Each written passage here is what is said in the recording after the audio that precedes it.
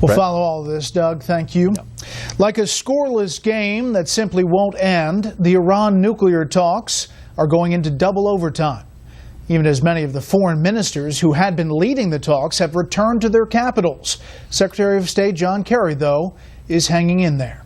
Chief Washington correspondent James Rosen is at the White House tonight with the latest on where these talks are and where they may be headed. Good evening, James.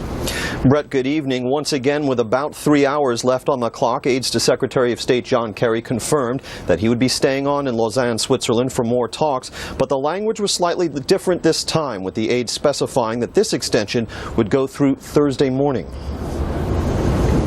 There are obviously problems that have prevented us from reaching the first stage, finding the solution. Iran was no longer talking about language being drafted, as the other foreign ministers sent a barrage of mixed messages about how close the parties were to an agreement. I believe that a large part of the way has been covered, but such negotiations only come to an end if there is agreement on all points. Negotiators barred news cameras from shooting video of the overtime sessions, as they had allowed virtually every day before then, but Secretary of State Kerry was captured peering out of his hotel window, as if searching for the key to unlock the stalled talks. At the White House, President Obama's spokesman sought to project firmness and the willingness of the U.S. to walk away from the negotiating table. These conversations are not open-ended. Even as he admitted for the first time that the administration is willing to extend the talks beyond their hard deadline of June 30th, an idea the spokesman was eager to note had been floated by an influential Republican. I'm speaking of the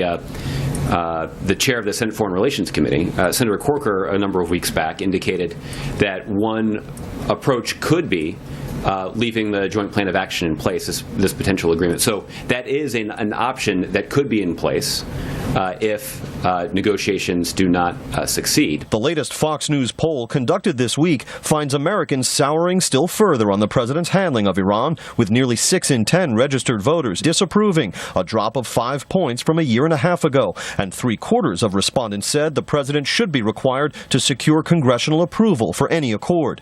In Israel, the talk's most prominent critic again urged the U.S. and its partners to hold out for a better deal. The concessions offered to Iran in Lausanne would ensure a bad deal that would endanger Israel, the Middle East, and the peace of the world.